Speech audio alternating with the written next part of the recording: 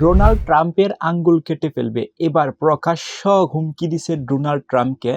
যুক্তরাজ্যের president Donald ট্রাম্পকে তো আপনারা সবাই চিনেন এবং এই ডোনাল্ড ট্রাম্প একজন শক্তিশালী পার্সন এবং শক্তিশালী ব্যক্তি এবং ওনার অনেক ক্ষমতা সম্পর্কে আপনারা তো জানেন। এখন সবচেয়ে অবাক করা নিউজ হচ্ছে ইরানের সরকার ডোনাল্ড ট্রাম্পের আঙ্গুল কেটে ফেলার প্রকাশ্য হুমকি দিচ্ছে। তাও আবার লুকোচুরিভাবে হুমকি দেয় নাই। এটা হচ্ছে প্রকাশ্যে জানিয়ে দিচ্ছে যে ডোনাল্ড ট্রাম্প এর আঙ্গুল কেটে ফেলবে। এখন কেন ডোনাল্ড ট্রাম্পের আঙ্গুল কেটে ফেলবে? এখানে বলা আছে ডোনাল্ড ট্রাম্পের আঙ্গুল কেটে ফেলার হুমকি বিপ্লবীয় গার্ডিয়ান জেনারেলের। এখন এই যে বিপ্লবীয় গার্ডিয়ান জেনারেল হচ্ছে ইরান সরকারের একটা অংশ বা একটা পার্ট।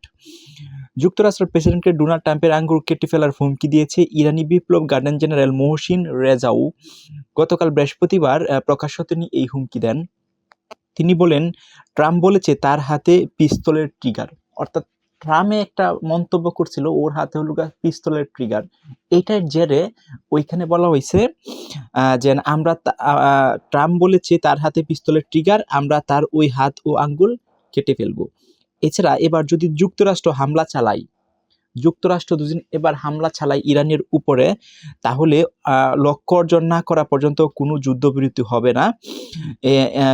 এ পর্যন্ত কোনো যুদ্ধবিরতি হবে না। অর্থাৎ পরিষ্কার করে জানিয়ে দিচ্ছে ডোনাল্ড ট্রাম্পকে যে যদি এখন ইরানের উপরে কোনো হত্যাকাণ্ড বা কোনো নির্যাতন বা কোনো যুদ্ধ ঘোষণা করে বা যুদ্ধ করে, তাহলে ইরান সরকার একটা স্ট্রিক্ট ব্যবস্থা নেবে, অর্থাৎ শক্ত অবস্থায় থাকবে এবং তাদের যেন একটা লক্ষ্য অর্জন যতক্ষণ পর্যন্ত না হবে ততক্ষণ পর্যন্ত ডোনাল্ড ট্রাম্পের বিরুদ্ধে যুদ্ধ বিরতি বা যুদ্ধ শান্তি এরকম কোনো কিছু ওরা যাবে না। ওদের জন্য একটা লক্ষ্য থাকবে, টার্গেট, সেটা অর্জন করে তারপর সামনের দিকে এগাবে।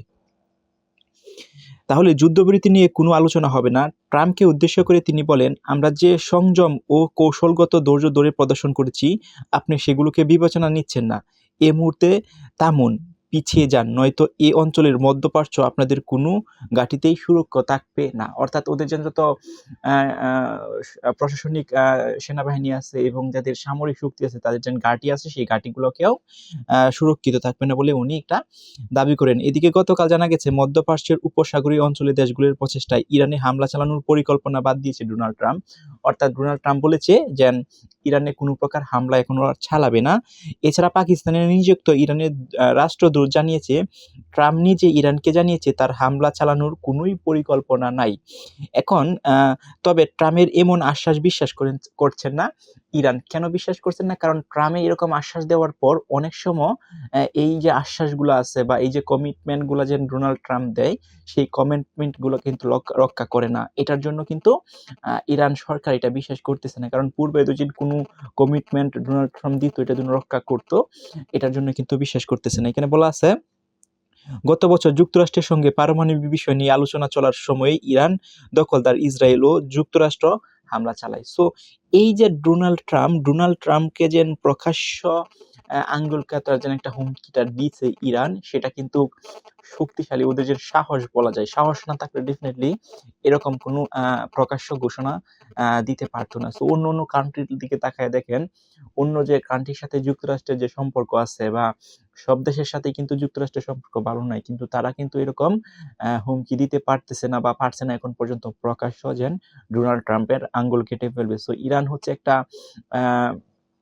শক্তিশালী দেশ। এবং একটা নিউজ তো আপনারা অবগত আছেন, সেটা হচ্ছে ইরানের সরকার বিরোধী যেন একটা আন্দোলন চলতেছে, সেটার বিরুদ্ধেও একটা বিক্ষোভ। এবং ডোনাল্ড ট্রাম্প কিন্তু এই যে বিক্ষোভটা হচ্ছে, এটার পুরোপুরি হচ্ছে সরকার বিরোধী ডোনাল্ড ট্রাম্প। সো সার্বিক বিষয় নিয়ে ডোনাল্ড ট্রাম্প যদি এখন ইরানে যদি কোনো প্রকার যুদ্ধ চালায়, তাহলে হচ্ছে ইরান সরকার সেটা প্রতিহত করবে এবং কোনো রকম যুদ্ধবিরতিতে যাবে না।